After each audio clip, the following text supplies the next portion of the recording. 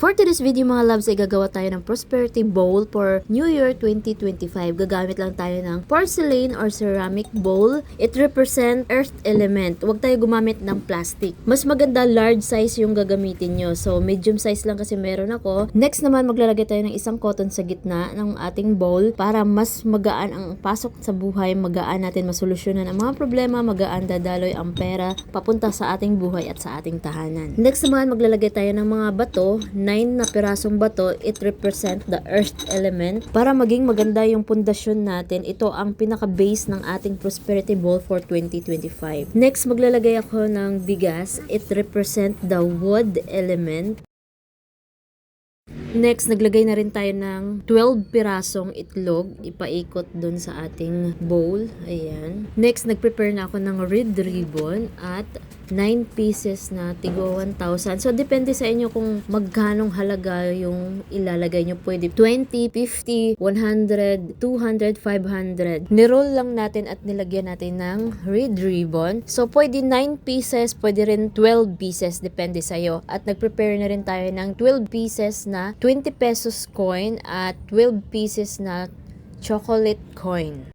Sinamahan ko na rin ng 3 dahon ng laurel at isang stick ng cinnamon. Next, mag-prepare tayo ng 3 angpaw or ampaw. Red ampaw represent fire element. Sa first ampaw natin, maglalagay tayo ng 168 pesos or 999 pesos. Depende sa inyo. 168 pesos means in Chinese ay yi lu fa, meaning fortune all the way. Sa second ampaw natin ay maglalagay tayo ng 9 pirasong bond paper. Isusulat natin yung gusto nating i-manifest or gustong mataggumpayan o gustong mangyari for 2025. Huwag tayong maglagay ng sana, ang ilagay natin ay I claim it. Pwede front lang yung susulatan mo, pwede rin back to back, so depende kung gaano kadami yung ilalagay mo at uulitin mo ito sa mga natira pang papel. Dapat 9 pieces na magkaparehas yung kung ano yung sinulat mo sa first, ganun din yung isusulat mo sa natirang bond paper.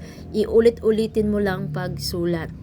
Sa pangatlong ampaw natin ay maglalagay lang tayo ng kunting cotton at naka-open lang yung sobre niya, yung ampaw natin. Yung dalawang ampaw natin ay naka-close, ito namang yung cotton lang yung laman ay naka-open lang. Naka-open siya para handa tayong makareceive ng mga blessings for 2025. Next naman, itong mga dahon nating laurel, pwede natin siyang sulatan yung mga material na bagay katulad ng house and lot, bagong kotse, 1 million, depende sa inyo kung ano pa yung isusulat nyo. Next naman natin gagawin, itutusok na natin itong mga chocolate coin sa pagitan ng mga itlog. Ang chocolate coin ay represent ng metal element.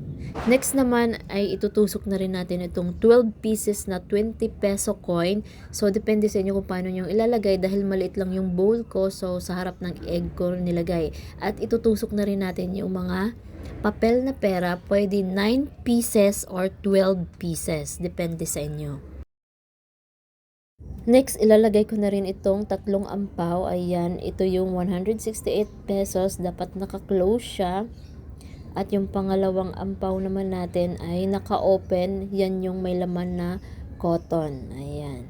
So, ang next naman ay yung may mga sinulat tayo sa bond paper na 9 piraso. Iko-close lang din natin siya. Next naman, maglalagay tayo ng mandarin orange sa gitna. Ayan. At ilalagay na rin natin yung 3 pamintang dahon. Cinnamon stick para yung kanyang amoy o halimuyak ay nag-i-invite ng good fortune and positivity and blessings.